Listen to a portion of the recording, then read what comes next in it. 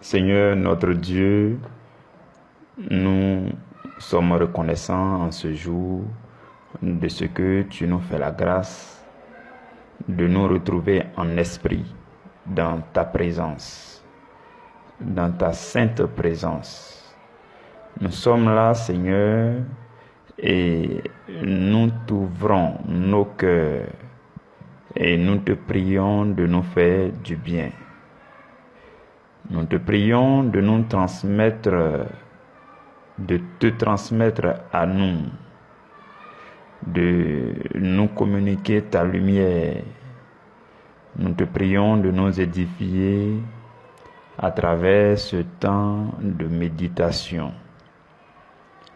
Seigneur, je te bénis pour la vie de chacun de tes enfants sur cette plateforme, dans cette famille, priorité à l'évangile. Nous te magnifions pour ta fidélité, nous te bénissons pour ta puissance et ta grandeur. Merci éternellement au nom de Jésus-Christ. Seigneur, nous avons besoin que ton esprit prenne le contrôle. Nous avons besoin que le Saint-Esprit rejoigne chacun pour nous aider à nous disposer, à nous connecter, Seigneur, à toi à travers ce temps d'enseignement. Merci pour ton amour, merci pour tes grâces dans nos vies. Au nom de Jésus, Amen. Mes frères et sœurs, nous sommes le mardi 27 octobre et nous allons faire le récapitulatif de tous les enseignements du mois de juin. Et le sujet que nous avons médité tout au long du mois de juin, c'est manifester l'amour pour Dieu. Manifester l'amour pour Dieu. Lorsque nous terminions le mois de mai, nous avons lu dans 2 Corinthiens chapitre 5 verset 14 qui nous dit que l'amour de Christ nous presse. Et nous avons vu que lorsque l'amour de Christ vous presse au-dedans de vous, cela vous pousse à faire 3 choses. Et ces 3 choses vous font expérimenter la gloire de Dieu sur la terre. Et au mois de mai, nous avons commencé à étudier la première chose. La première chose, c'est manifester l'amour pour Dieu. La deuxième chose, c'est manifester l'amour pour les hommes. Nous l'avons étudié au mois de juillet. Et la troisième chose, c'est manifester l'amour pour l'œuvre du ministère. Et ça, nous l'avons étudié au mois d'août. Demain et après-demain, nous ferons aussi le récapitulatif. Pour aujourd'hui, c'est ce que nous avons vu au mois de juin, manifester l'amour pour Dieu. C'était un ensemble de 4 semaines d'enseignement. Chaque semaine avait son thème. Et chaque jour de chaque semaine avait son sous-thème. Cela nous fait un total d'environ 24 enseignements pour le mois de juin.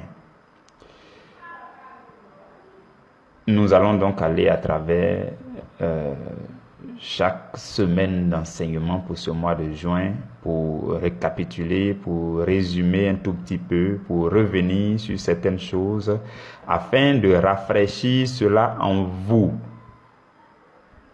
afin que vous soyez davantage remplis de force, d'onction nécessaire pour pratiquer convenablement ce que le Seigneur nous a enseigné. Donc, pendant que vous écoutez ce temps, je prie que le Seigneur infuse en vous davantage la force de l'esprit, la détermination, la diligence, l'onction, et que l'esprit amplifie davantage l'amour que vous avez pour Dieu. Que l'amour pour Dieu grandisse en vous au nom de Jésus. Amen. au premier mois, nous avons, à la première semaine, de ce mois de juin, le thème c'était la crainte de l'Éternel. Donc nous avons commencé par étudier ce que c'est que la crainte de l'Éternel. Parce que pour aller jusqu'à parler de l'amour pour l'Éternel, il faut commencer par la crainte de l'Éternel. Donc c'est ce que nous avons fait durant les 6 jours de la première semaine. Et c'est là que je nous ai parlé de la crainte de la grandeur de Dieu. Parce que le fait de demander aux hommes de manifester de l'amour pour Dieu est quand même quelque chose d'un peu bizarre. C'est un peu bizarre de demander ça aux hommes. Parce qu'on ne voit pas Dieu. On ne le touche pas. Et on nous demande de l'aimer. C'est quand même une chose bizarre. Vous et moi, nous l'avons observé ensemble avant même d'entrer dans les enseignements de ce mois-là. Et nous avons dit que il est vrai que c'est bizarre d'aimer Dieu qu'on ne voit pas, qu'on ne peut pas toucher, tout et tout, mais le fait qu'on apprenne qu'il est le Créateur, ça nous fait craindre Dieu. Et on ne comprend pas aussi toujours les choses qui nous arrivent. Tu es bien portant aujourd'hui, demain tu tombes malade, les situations bizarres t'arrivent, les catastrophes arrivent. Bon, et on sent derrière toutes ces choses une main invisible d'un créateur qui commande toutes choses. Donc, c'est vrai qu'on ne le voit pas, mais on le sent quand même. On le sent. Et il y a bien d'autres choses de la nature qu'on voit qui nous poussent à craindre Dieu. Que tu sois chrétien, que tu ne sois pas chrétien, il suffit que tu regardes autour de toi. Tu regardes la mer dans son lit, les fleuves. Toi-même, tu es dépassé. Tu regardes comment les arbres grandissent. Toi-même, tu es dépassé. Tu observes la nature, tu lèves les yeux, tu vois les nuages, tu es dépassé. Donc, que tu sois chrétien, que tu ne sois pas chrétien, quand tu regardes autour de toi, tu vois derrière tout ce que tu vois là, un créateur qui est grand, qui est puissant. Et donc, tu te sens obligé de le craindre. Tu te sens tout de suite faible face à tout cela. Donc, tu crains la grandeur de Dieu. Parce que tu as découvert que c'est un Dieu qui est grand, tu le crains. Et c'est aussi un Dieu de jugement. C'est un Dieu de jugement. Parce que après, tu te rends compte qu'il y a des malheurs qui arrivent aux uns et aux autres, tu ne sais pas pourquoi. Ensuite, tu apprends que non, les Écritures disent que non, il faut être conforme avec Dieu, sinon tu risques de subir certaines choses. Donc, tu découvres que c'est un Dieu de jugement. Toi-même, tu découvres que souvent tu fais des choses, c'est pas bien, et puis tu sens les conséquences. Donc, tu vois qu'il y a quelqu'un qui est là, sa main est sur toi-même. C'est-à-dire qu'on dirait qu'il peut te corriger à tout moment. Donc, quand toi-même tu regardes, tu observes tout ça, tu te sens poussé à craindre Dieu. Et une autre chose, c'est l'admiration de la sagesse de Dieu. Tu découvres que c'est un Dieu qui est sage. Tu observes comment est-ce que les choses sont magnifiques dans la nature. Tu découvres dans tout cela la sagesse de Dieu. Et en admirant la sagesse de Dieu, tu le crains davantage. Donc, ce sont ces choses que nous avons vues durant cette première semaine. Et dans cette même semaine-là, nous avons vu que si donc nous craignons ainsi Dieu, et que nous savons que Dieu n'aime pas certaines choses, tout de suite, nous devons aussi nous appliquer à ne pas faire ces choses. On ne sait jamais. Mieux vaut être dans la bonne posture où tu es en bonne relation avec ce monsieur-là qu'on ne voit pas, mais qui peut frapper à n'importe quel moment, qui est grand, qui est puissant. Mieux vaut être en de bons termes avec lui. Et on apprend que il y a quelque chose qu'il n'aime pas de la part des hommes, c'est le péché. Et la Bible nous dit que la crainte de l'Éternel, c'est la haine du mal. Donc, durant cette semaine, nous avons vu aussi que craindre Dieu, c'est haïr le péché. Tu ne peux pas dire que tu crains Dieu et puis tu es toujours dans le péché. Quelqu'un qui craint Dieu véritablement, l'indicateur à un moment donné, c'est qu'il commence à se méfier de ce qui ne plaît pas à Dieu. Ce qui déplaît Dieu, tu arrêtes de faire. Et il y a le péché sous toutes ses formes que nous savons que ça ne plaît pas à Dieu. Quand tu découvres cela, ce Dieu grand et puissant là, quand tu découvres que vraiment il y a quelque chose qu'il n'aime pas, tout de suite tu dis, bon, franchement, il faut que je me range. Donc tu commences à détester le péché. Tu commences à couper les liens avec le péché. Ce sont ces choses qu'on a vues durant cette semaine. Et nous avons terminé aussi cette semaine par parler de la crainte de Christ. Oui, nous avons parlé aussi de la crainte de Christ parce que la Bible mentionne la crainte de Christ. Puisque Dieu s'est déposé tout entier en Christ. Il a donné son esprit à Christ. Il a donné son esprit sans mesure à Christ. Et Christ est venu sur la terre. Il est l'image de ce Dieu invisible. Donc si tu crains Dieu et que par la suite tu découvres que les Écritures disent que ce Dieu-là est descendu sur la terre en Jésus-Christ, la suite logique, c'est que tu dois craindre aussi le Christ. Donc, nous avons parlé de ces choses durant cette première semaine. Avant de passer à la deuxième semaine, où on a parlé de grandir dans l'amour. Donc, on a parlé de la crainte de l'Éternel durant la première semaine. Et durant la deuxième semaine, on parle maintenant du fait qu'il faut grandir dans l'amour. C'est durant cette semaine-là que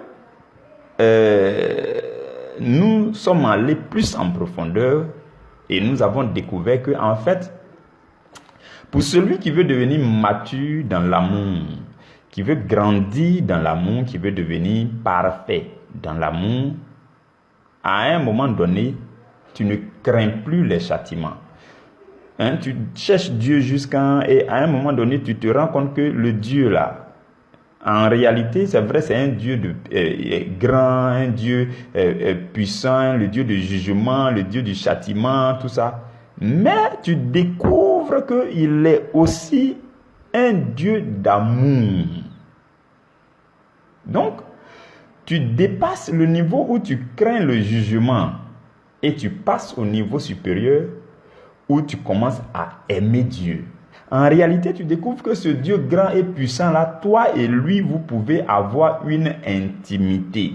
C'est un Dieu en réalité qui est doux et qui est amour. C'est parce que nous, on faisait des choses qui n'étaient pas agréables à lui que par moments son jugement nous touchait. Mais quand tu franchis ces étapes-là, que tu découvres que tu peux entrer dans son intimité. Tu peux vivre une histoire d'amour avec ce Dieu dans la douceur, parce qu'il est compassion, il est amour, il est miséricorde.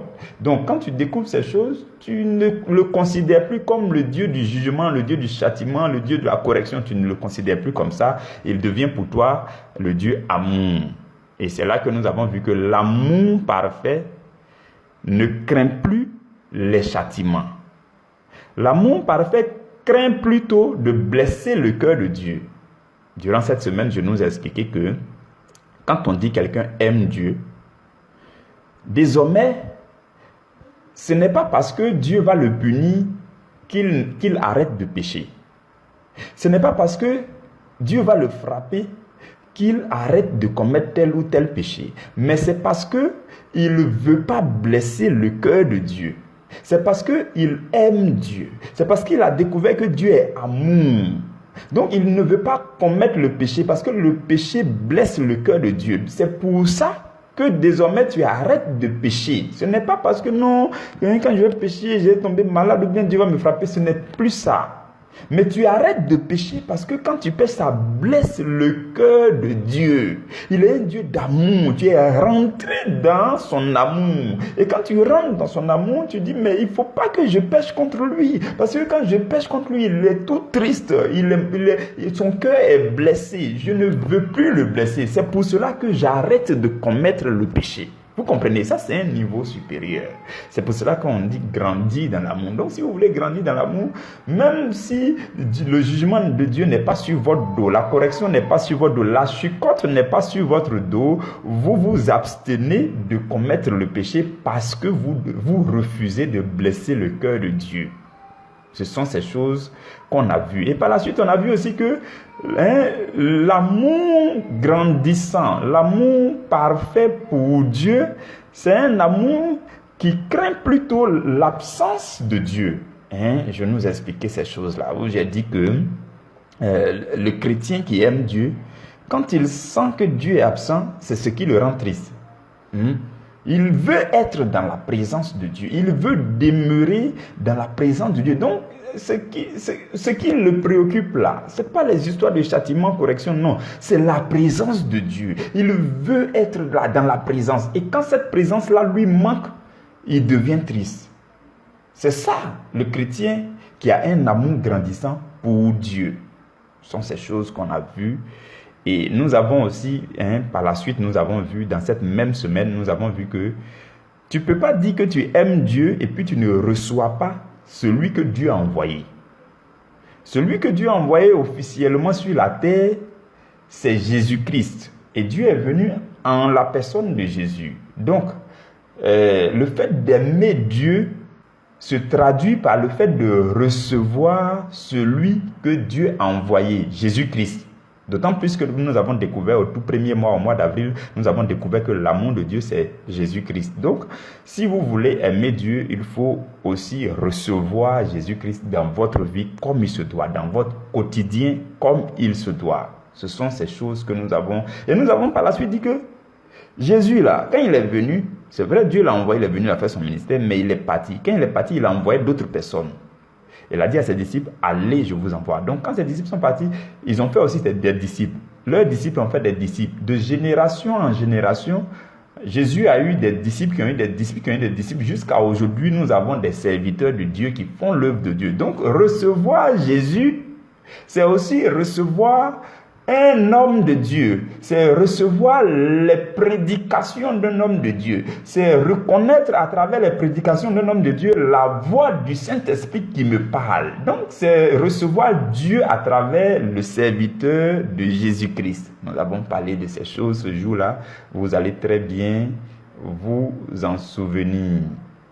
Et la semaine qui a suivi, la semaine 3 donc, le thème c'était l'intimité avec Dieu dans l'amour. Donc après grandir dans l'amour, nous sommes parvenus à cette semaine 3 où nous avons parlé de l'intimité avec Dieu dans l'amour. Donc on va de plus en plus profondément. Donc l'intimité, là maintenant on parle de l'intimité avec Dieu dans l'amour. Oui. Et c'est dans cette semaine que je nous ai expliqué calmement et posément, j'espère que vous vous en souvenez, ces enseignements sont encore là, vous pouvez retourner et les réécouter, ça vous fera du bien. C'est dans cette semaine que je nous ai parlé, je nous ai expliqué l'homme extérieur et l'homme intérieur, parce que je nous ai dit que pour aller dans l'intimité de Dieu, pour voir comment Dieu fonctionne là, toi-même tu dois te comprendre d'abord. Parce que tu te vois, ton corps est là. On dit il y a l'âme, il y a l'esprit, tout ça, tu ne comprends pas. Si tu ne comprends pas, tu n'as pas la nette compréhension de ces choses, tu auras une relation bizarre avec Dieu. Peut-être Dieu va te parler, même toi tu ne sais pas que c'est Dieu qui est en train de parler. Tu ne sais pas comment l'esprit fonctionne. Tu ne sais pas comment ton âme fonctionne. Tu ne sais pas comment ton corps là même peut te jouer des tours. C'est pour cela qu'on a pris 2 jours, durant cette 3e semaine, on a pris 2 jours pour parler de comprendre l'être intérieur et l'être extérieur. Oui, on s'est vraiment attardé dessus. Pour que tu comprennes comment toi-même tu fonctionnes. Parce que si tu ne comprends pas comment toi-même tu fonctionnes, tu ne peux pas aller espérer avoir une relation intime avec Dieu. C'est pour ça qu'on s'est attardé sur ces choses. Et je nous ai présenté l'homme extérieur. Par la suite, je nous ai présenté l'homme intérieur. Je nous ai dit que chaque partie a trois entités, c'est-à-dire l'homme extérieur a 3 entités, l'homme intérieur a 3 entités. Dans l'homme extérieur, il y a l'enveloppe de l'homme extérieur qui est le corps physique, visible, touchable. Et la deuxième chose dans l'homme extérieur, c'est le centre de commande, la tête. La tête, c'est-à-dire que la partie qui réfléchit dans l'homme extérieur, le centre de commande, la partie qui réfléchit dans l'homme extérieur, c'est le cerveau. Donc il y a ton corps qui est là et il y a un élément même dans ton corps qu'on appelle le cerveau. C'est le centre de commande. Je nous ai expliqué comment ces choses fonctionnent ce jour-là. Et le 3e élément dans l'homme extérieur là, c'est le cœur physique qui se trouve dans ta poitrine gauche. Ce cœur physique-là, c'est l'élément physique, le troisième élément sur l'homme extérieur. Donc il y a tout le corps qui est là, qui est l'enveloppe. Il y a le cerveau, qui est le centre de commande, le centre de réflexion. Et il y a le cœur, le cœur physique qui bat boum, boum, boum dans ton cœur. C'est ça, dans ta poitrine, là, c'est ça, le cœur physique. C'est ça qui est l'élément central. Donc, parmi les trois éléments là, il y a un élément qui est l'élément central, c'est le cœur. Maintenant, l'élément de réflexion, l'élément de commande, c'est le cerveau. Et maintenant, l'enveloppe, c'est le corps. Ok. Nous avons aussi parlé de l'homme intérieur. Et nous avons vu que l'homme intérieur a trois éléments. Le premier élément dans l'homme intérieur, c'est l'esprit. C'est le corps spirituel. Voilà. Parce que tu as le corps physique, mais il y a le corps spirituel aussi. C'est comme l'enveloppe de l'homme intérieur, qui est le corps spirituel. C'est invisible. L'œil charnel ne peut pas voir ça. Donc c'est ça. C'est une enveloppe comme ça. C'est une enveloppe. L'enveloppe de ton homme intérieur. Maintenant, le deuxième élément, c'est aussi le centre de commande. Il y a un centre de commande aussi dans l'homme intérieur. On appelle ça l'âme. C'est dans ton âme. C'est la partie intellectuelle, ainsi de suite, là où il se trouve la pensée, la réflexion, ainsi de suite, dans l'homme intérieur. Vous comprenez? Et il y a aussi le troisième élément qui est l'élément central, qui est ton esprit. Quand on dit ton esprit, là, voilà, il y a l'élément central. Et je nous avais fait ce lien pour nous dire que entre l'homme extérieur et puis l'homme intérieur, si on veut faire les liens, l'esprit qui est dans l'homme intérieur fonctionne étroitement avec le cœur physique qui est dans l'homme extérieur.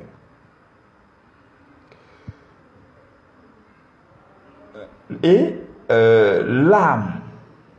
l'âme qui se trouve dans l'homme intérieur fonctionne étroitement avec le cerveau qui se trouve dans l'homme extérieur. Ce sont ces choses que je nous ai expliquées ce jour-là.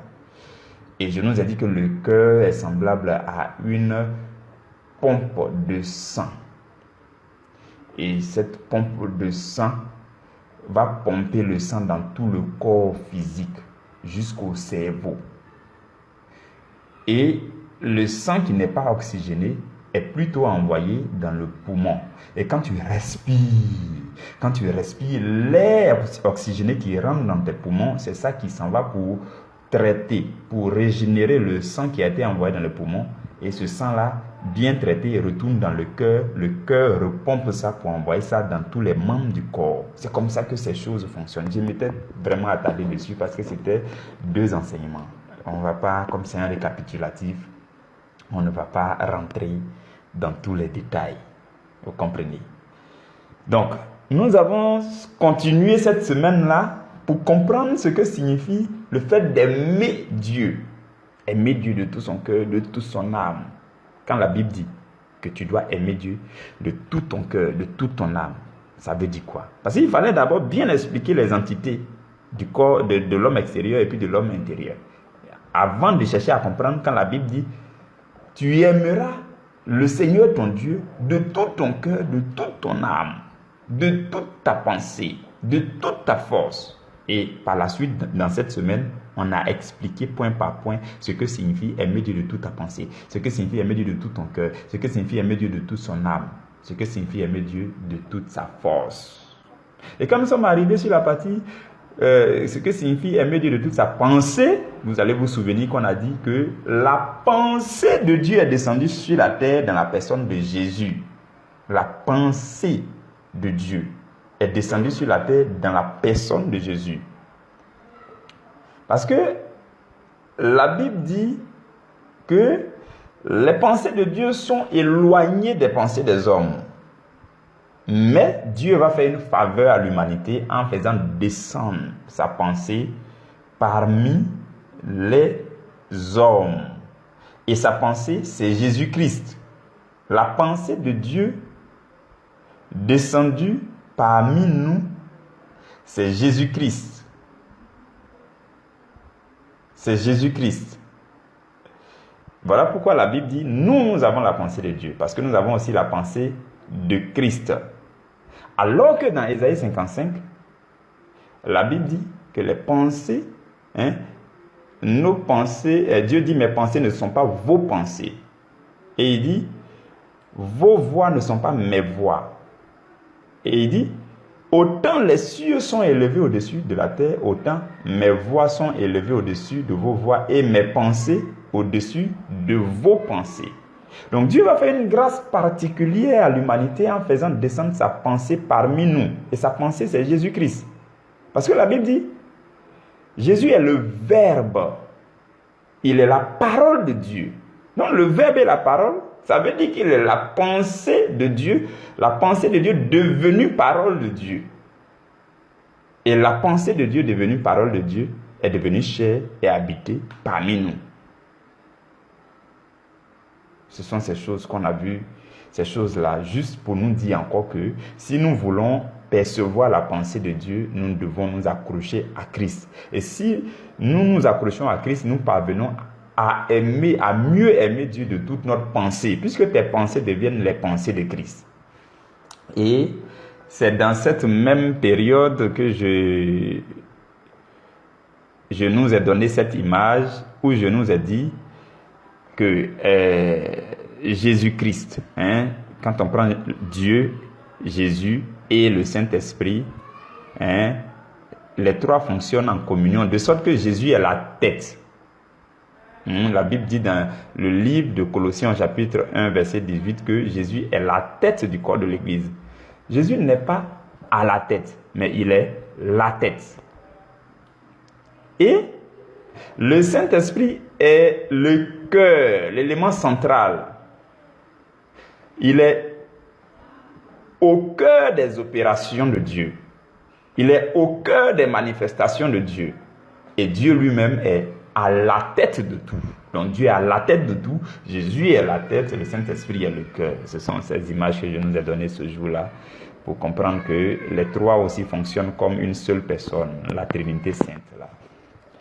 Alors, nous avons poursuivi à la semaine 4 et nous avons parlé du fait qu'il faut que vous et moi nous cultivions le style de vie des vrais adorateurs. Donc pour un vrai adorateur, il y a un style de vie qu'il faut adopter. J'ai commencé par nous expliquer même le thème adorer.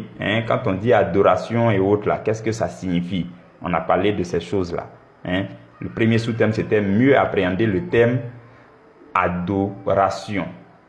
Et je nous ai dit qu'il y a plusieurs types de prières. La prière d'adoration fait partie des types de prières. C'est un de plusieurs types de prières. Donc, nous avons parlé de ces choses et durant cette semaine, nous avons dit essentiellement que toi et moi, nous devons, pour mieux vivre notre relation d'amour avec Dieu, pour mieux manifester notre amour pour Dieu, nous devons être de vrais adorateurs. Nous devons cultiver un style de vie d'adorateur. Donc, à chaque instant, nous devons avoir les pensées orientées vers Dieu. Nous devons pouvoir orienter nos pensées vers Dieu, penser à Dieu, chanter des cantiques, demeurer dans le Seigneur. Et nous avons dit que le fait d'adorer, c'est choisir le meilleur de vous-même pour l'offrir à Dieu. Donc, votre capacité à choisir le meilleur de vous-même pour offrir ça à Dieu, c'est ça l'adoration. Donc, le meilleur de votre parler, le meilleur de vos actions, quand vous offrez ça à Dieu, les meilleurs mots de votre vocabulaire, quand vous offrez ça à Dieu dans la prière, pour dire ce que Dieu vaut pour vous, ce que Dieu est pour vous là, pour exprimer la magnificence et la grandeur de Dieu. Quand vous êtes en train de le faire, vous êtes en train de donner à Dieu le meilleur de vous-même. Et nous avons aussi dit que un véritable adorateur est sans cesse reconnaissant envers Dieu. Peu importe ce qui arrive dans ta vie, tu parviens à découvrir quand même le minimum que Dieu a fait. sur le peu que Dieu a fait là. Pour ça, tu es reconnaissant. Donc, un véritable adorateur, c'est quelqu'un qui trouve un sujet de reconnaissance, un sujet d'adoration. Dans ta vie, il y a forcément un petit truc que Dieu a fait qui mérite que tu adores Dieu pour ça.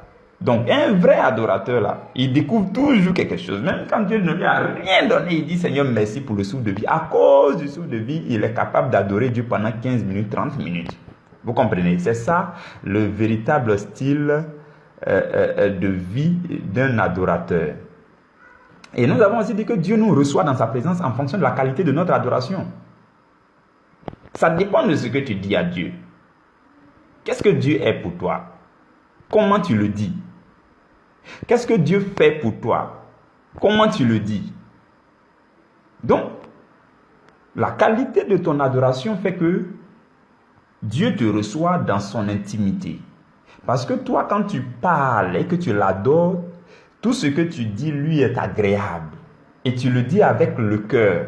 Donc, la qualité de ton adoration, c'est quelque chose de très important. Nous avons aussi dit que les cantiques nouveaux sont une marque de véritable adorateur. C'est-à-dire que tu es là, et puis une parole comme ça te vient à l'esprit, tu transformes ça en cantique, tu commences à chanter. Oh merci, merci Seigneur, car tu m'as donné à manger. Même si c'est vilain aux oreilles des hommes là, toi, toute petite chose, tu transformes ça en cantique, tu commences à chanter. Tu commences à chanter, tu commences à adorer Dieu parce que tu es dans le style d'adorateur. Tu es en mode adorateur à chaque instant.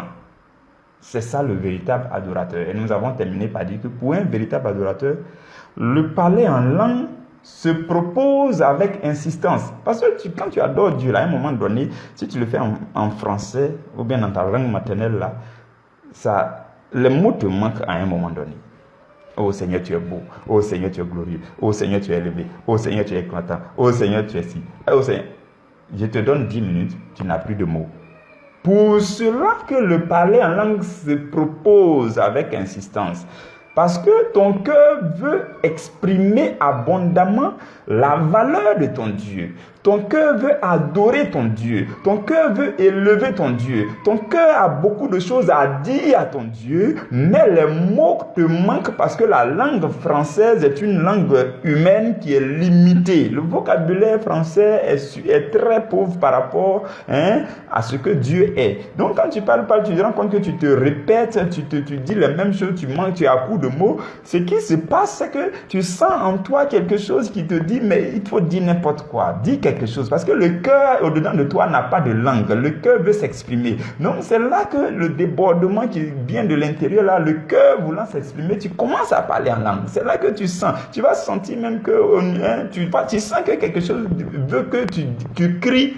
Ou bien tu dises n'importe quoi. Ce n'importe quoi, c'est ça qu'on appelle le parler en langue. Donc, tu es en train de prier, tu t'ennuies. Les mots là, c'est les mêmes mots qui reviennent. Alors que tu as envie de t'exprimer. Tu as envie de parler à ton Dieu. Tu as envie d'exprimer la grandeur, la beauté de ton Dieu. Mais les mots te manquent ou bien tu te répètes seulement. Donc, tu es fatigué, ça t'ennuie, ça te fatigue. Donc, qu'est-ce que tu fais? Tu obéis au Saint-Esprit parce qu'à l'intérieur de toi, ton cœur bouillonne d'abondance de choses à exprimer à Dieu. Donc, il faut les laisser sortir seul. Donc, quand tu ressens ça, tout ce que tu as fait, c'est de basculer en langue, c'est de dire n'importe quoi. Ce n'importe quoi là, c'est ça qui est magnifique, c'est ce que Dieu veut entendre. Non, tu te surprends en train de dire Gembarama. Me papa papa me koramacha baba mi tonga lamase mi komama hingende. Quand tu fais ça, tu sens que ton cœur est en train de s'exprimer. Tu sens qu'il y a un débordement qui vient de ton cœur et tu sens que tu es en train de parler à Dieu. C'est ça qu'on appelle le parler en langue. Donc pour le véritable adorateur, quelqu'un qui veut vraiment être adorateur, tu veux adorer Dieu, fais partie des adorateurs que Dieu demande. Parce que Jésus a dit, les adorateurs que le Père demande, c'est ceux qui adorent Dieu en esprit et en vérité. Donc tu veux être ce véritable adorateur, à un moment donné, je te dis, les mots, tu en auras marre de ton vocabulaire français, de tes mots français. Et le parler en langue va se proposer à toi pour dire, il faut basculer. Parle en chinois, parle en araméen, parle en hébreu, parle en djoula, parle en lingala, parle en wolof, donc tu prends un mot un peu partout.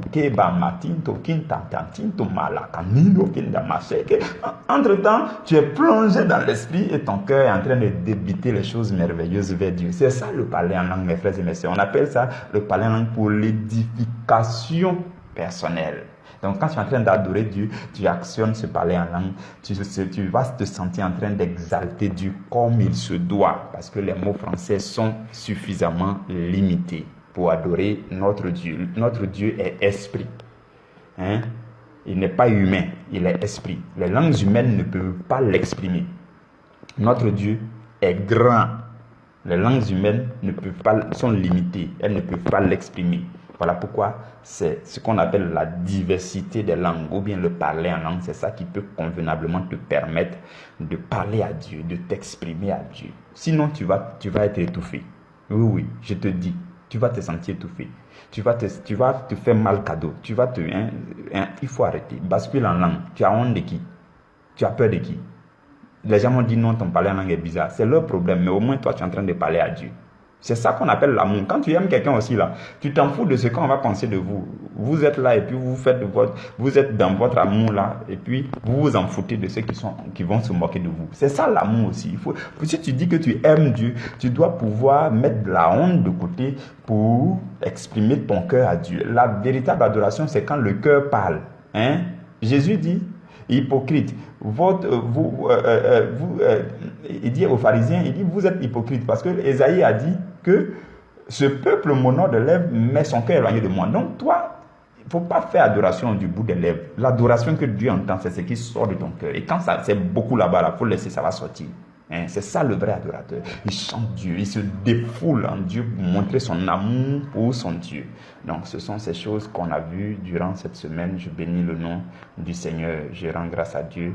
Nous allons nous arrêter là aujourd'hui pour nous retrouver demain à la première heure pour récapituler les enseignements du mois de juillet. Que Dieu vous bénisse, que Dieu vous garde, que l'amour du Seigneur demeure sur vous. Au nom de Jésus, que le sang de Jésus-Christ demeure dans vos vies, dans la vie de vos familles, de vos enfants. Au nom de Jésus, Amen.